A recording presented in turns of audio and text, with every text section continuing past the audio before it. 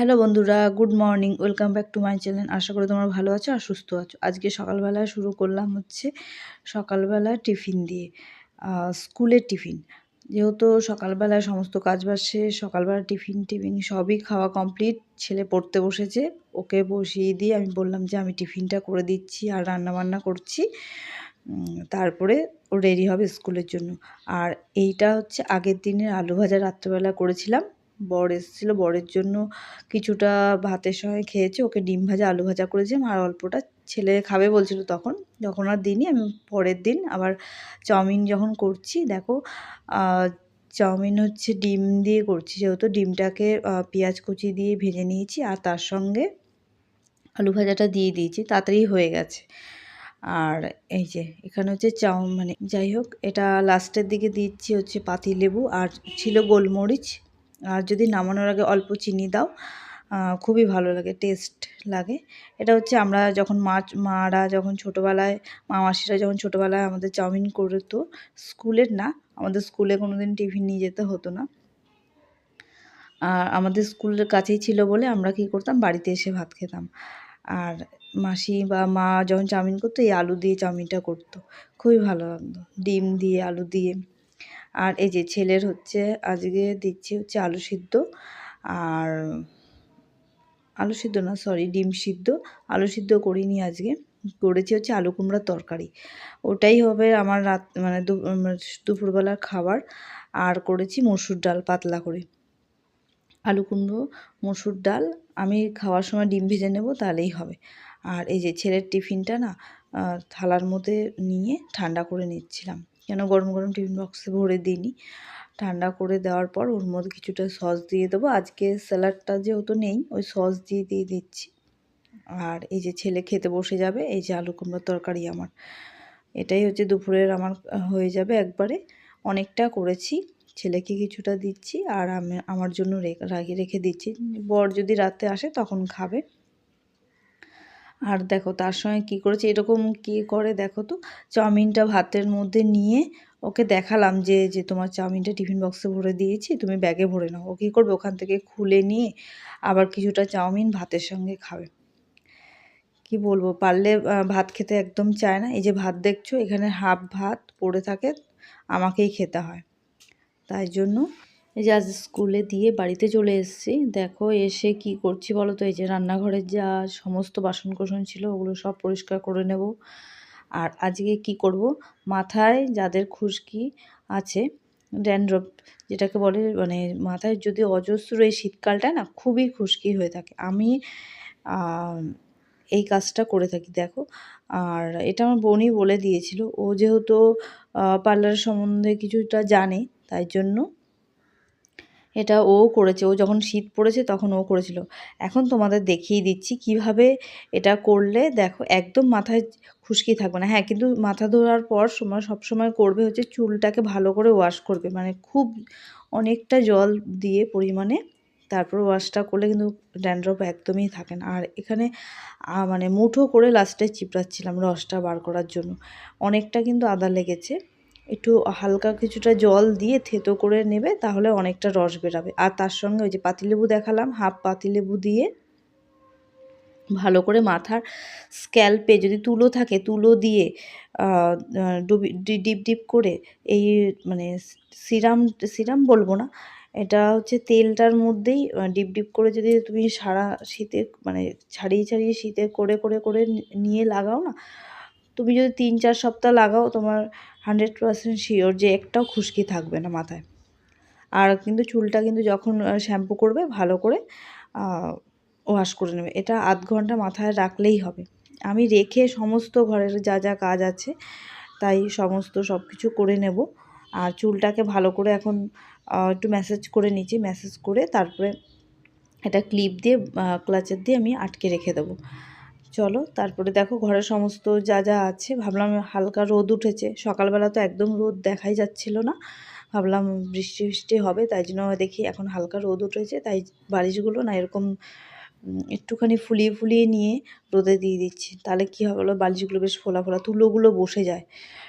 আর এই কম্বলটা একটু রোদে দেবো, যেহেতু রোদটা আসছে হালকা হালকা। আর এইটা নিয়ে মাথায় এই নিয়ে আধ ঘন্টা ধরে যা যা কাজ আছে সমস্ত ঘরের সব করে নেব। আর গিনি তো পাশ দিয়ে বসে রয়েছে নিচে রোদের মধ্যে, ওরও গাটা মুছিয়ে দিয়েছি। ওর 2 দিন পর পর আমি গাটা মুছিয়ে দিই, আর সপ্তাহে একটা দিন স্নান করিয়ে দিই, রোববার বা শনিবার। আর এই দেখো এখানে হচ্ছে বরের জামা কাপড় সকালবেলা কেচে দিয়েছিলাম, ওটা শুকিয়ে গেছে, ওগুলো পরে ভাঁজ করবো। আরও কিছুটা জামা কাপড় আছে, আর এখানে হচ্ছে আরও জামা কাপড় আছে, সেগুলো একসাথে ভাঁজ করে নিতে হবে।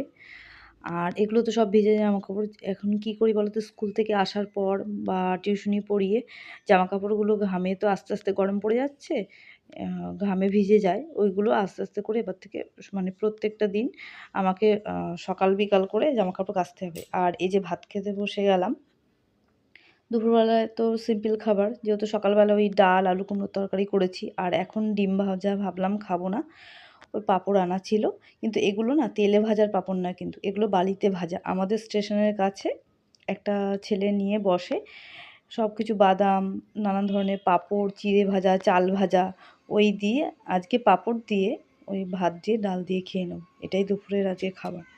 এখনও 10-15 মিনিট সময় আছে, কি করব, বসে থাকি। চুলটা ভালোই ভেজা, এই যে নিচের দিকটা পুরো ভেজা, ভিতরের মাথার পিছনের দিকে, এতক্ষণ মাথার পিছনের দিকে চুলটা শাইন করছে, লেবু দিয়েছি না, এতক্ষণ তো চুলটা মাথার পিছনের দিকে বেঁধে রেখেছিলাম, পুজো দিয়েছি, ভাত খেয়েছি, তাই জন্য এই এখন খুলে দিলাম।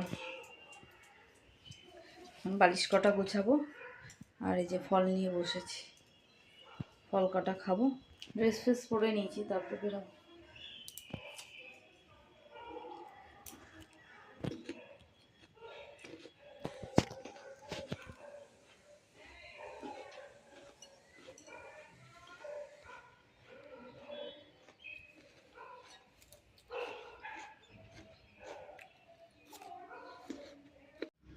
এবার এই যে স্কুলের দিকে রওনা হবো, তার আগে ছাদে গেছিলাম। ছাদে না কী করেছিলাম, সকালবেলার দিকে স্কুল থেকে আসার পরেই জুতোগুলো আছে, জুতোগুলো ধুয়ে ঠুয়ে পরিষ্কার করে দিয়েছিলাম রোদে। এত রাস্তায় বেরোলে এত ধুলোবালি হয়ে যায় জুতোগুলো, তাই বরেরটা আর আমারটা ধুয়ে দিয়েছি। আর এই যে স্কুল থেকে আসার সময় বৃহস্পতিবার আগে পরের দিন, তাই জন্য ফুল টুল নিয়ে নিলাম একবারে। এবার ঘরে করে নিয়েছো, চাবি নিয়েছো? আমার একটা চাবি নিয়েছো, আমারটা এটা তো তুমি নেবে, একটাই তো চাবি, একটা মারবো, তবে একটা, দুটো মারতে হবে না, আমি এক্ষুনি চলে আসবো। চলো, তুমি একটু নিয়ে নেমে একটু হেল্প করো না, তুমি দৌড়াদৌড়ি করছো, যা আমি তোমায় কি দেবো বলো। আর এই যে ও যাচ্ছে পড়তে, আর আমি যে ঠাকুরের ফুল 1 সপ্তাহ ধরে যে জমিয়ে রাখি, সেই ফুলটা নিয়ে পুকুরে ফেলতে যাচ্ছি, মানে একটু সন্ধ্যার আগ দিয়ে যাচ্ছি। 6টা বাজেনি এখনও, যেহেতু সন্ধ্যা হয়ে গেলে আমি আর তারপরে কোনো জিনিস ঘরের থেকে ফেলাই না। আর এই যে এখানে তোমাদের দেখাচ্ছি লোকনাথের মন্দির, আমাদের কিন্তু বাইরের থেকে জাস্ট বেরাবো, গেটের মুখে হচ্ছে আমাদের লোকনাথের মন্দির এটা। আর পড়তে চলে গেল, এবার আমি ঘরে এসে কি করব, ঠাকুর মানে সন্ধ্যাবাতিটা দিয়ে দেবো সন্ধ্যাবেলা। আর তার আগে না মানে বিকালবেলায় এগুলো এসে কেচে দিয়েছিলাম, তাই ওগুলো একটু মেলে দিচ্ছি। আসন আছে আর 2টো ঠাকুরের পাতার আসন আছে, ওগুলো সব মিলেই সব কেচে দিই। তারপরে তো আমি টিউশনি পড়াতে বসে যাই সন্ধ্যার পর। আর তারপরে যদি কিছু রান্নাবান্না থাকে, টিউশনি পড়িয়ে ওঠে, যদি করার থাকে তো করলাম, আর নাহলে যদি সকালের কিছু খাবার দাবার থাকে, যদি বর আসে তো তাহলে আমাকে এক্সট্রা কিছু রান্না করতেই হবে, সে আলু ভাজা হোক, বেগুন ভাজা হোক, কিছু একটা, বা গরম গরম ভাত তো বসাতেই হবে, কেন সারাদিনের পর কাজে থেকে বাড়িতে আসছে মানে আমাকে একটু গরম ভাত দিই, ওটা একদম ঠান্ডা ভাত দিই না, যেহেতু শীতকাল। আর আমি আর ছেলে খেলে ওই ভাতটাকে একটুখানি হাঁড়ির মধ্যে হালকা জল দিয়ে গরম করে নিই। আর দেখো এখানে কিন্তু আমাদের খাওয়া টাওয়া সবই কমপ্লিট, এবার হচ্ছে ঘর পরিষ্কার করা পালা। ঘরটার ঝাড়টার দিয়ে নিয়েছি, ঝাড়টার দিয়ে এসে রান্নাঘরে যা যা সমস্ত কাজ আছে সব পরিষ্কার করে নেবো। এই যে যেখানে বাসনের আরেকটা ঝুড়ি থাকে আমার নিচে, জল ঝরানোর পর যে ঝুড়ির মধ্যে সব কিছু গুছিয়ে রাখি, সেই ঝুড়িটার দেখো পাশে সব কিছু সরিয়ে আমি পরিষ্কার করে নিই। প্রত্যেক দিনই এরকম করি, না হলে না ওই 1 দিন 2 দিন পর পর যদি করি ওই ধুলোবালি আর জমতে থাকে, তাই ওই প্রতিদিন করলে সবসময় পরিষ্কার থাকে। আমাকে তাহলে আলাদা করে টেনশন রাখতে হয় না যে ওই ধুলোবালি জমে গেল, সব একবারে কৌটাকাঠি বার করো, ওই টেনশনটা থাকে না। ওই প্রতিদিন একবার করে মুছে নিয়ে চলে আসে। আর এই যে মটরশুঁটি দেখছো, এটা কিন্তু উঁচুতে রেখে দিয়েছি, নাহলে গিনি ওই হাত পেলে একটা মটরশুঁটিও ঝুড়িতে থাকবে না, সব ও খেয়ে নেবে। এত মটরশুঁটি আর আলু এত খায়, ওই নিয়ে ওই ঝুড়ির থেকে আলু নিয়ে খেয়ে নেবে, মটরশুঁটিগুলো খেয়ে নেবে। আর এখানে হচ্ছে ছেলে নামেই পড়তে বসেছে, পড়ছে, কিন্তু ওই যে দেখো বই খাতা দেখো সারা জায়গায় চড়ানো ছিটানো, এই যে গিনিও বসে রয়েছে। তোমাকে এই যেটা 3 মার্কস তো হবেই না, তো কি বলে 4 থেকে 5 মার্কস হবে। এখন তো 110টা লাইন হয়ে গেছে, মানে 110টা ওয়ার্ড হয়ে গেছে। কত নম্বরের? 3 মার্কস। 3 মার্কসের জন্য এটা সুটেবল না। 3 মার্কস ঠিক আছে, 3 মার্কসের জন্য 60টা শব্দ। না এটা একদম ঠিক আছে, এটা 3 মার্কসের জন্য ঠিক আছে। আর 5 মার্কসের জন্য আর একটু বড় করতে হবে। 5 মার্কসের জন্য 150, এটা তো 100-র উপরেই চলে গেল। এটা তো 100-র উপরে, তো হবেই না। তাহলে একটু গুছিয়ে ছোট করে লেখো। কিন্তু একবারে যে তোমার নাম্বার কেটে দেবে সেটাও না। না, ভালো দেবে। নাম্বার ভালো দেবে। হ্যাঁ, ফুল দেবে। নাও আসুন, হ্যাঁ বসো ঠিক করে। আর এই যে আমাদের মহারানী উঠে গেছে। ওখান যাচ্ছে না। আমি তো ফ্রেশ হয়ে চলে এসেছি, ছেলে এখনো ফ্রেশ হয়নি। এত পড়ার চাপ কি ফ্রেশ হবো? না সকাল ভোরবেলা উঠবে, সকালে উঠে পড়বে। সকালবেলা উঠতে উঠতে ওই 8টা বাজিয়ে দেবে, 8:30 বাজিয়ে দেবে। ভুলভাল বললাম, 7:30টার সময় তো উঠেই যায়। 7:30 একদম না, 8টার পরে ওঠো তুমি। কখন অবাক হয়ে গেল, কখন 8টার পরে ছাড়া ওঠে না। কিন্তু তোমাদের আগে সব কাজ হয়ে যাবে, এটা তো তুমি কিছু মানে বলতে তো পারবে না। তোমার কাজ তোমাকেই করতে হবে, আমার কাজ তো আমাকেই করতে হয়।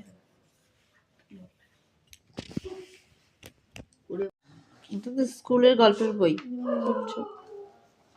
রাজকাহিনী ফেভারিট? হ্যাঁ, ফেভারিট ভালো না বাবা তো গল্পগুলো। না ভালো আছে, কে বলেছে ভালো না? দেখি প্রথমে একটু এখান থেকে কোশ্চেনটা ধরে। না এই যে প্রথম চ্যাপ্টার, এই যে দাঁড়াও, এই যে কি আছে দেখি। শিলাদিত্য আছে, তারপর গ্রহ আছে, বাপাদিত্য আছে, পদ্মিনী আছে, পদ্মিনী, হাম্বিরের রাজ্যলাভ, চণ্ড, রানাকুণ্ডু, সংগ্রাম সিংহ। আমার প্রথমটা খুব ভালো লেগেছে। সংগ্রাম সিংহটা। আমার শিলাদিত্যটা খুব ভালো লেগেছে। আমার গ্রহটা খুব ভালো লেগেছে। তাই গ্রহটা হেভি, পড়তে পারলে হেভি।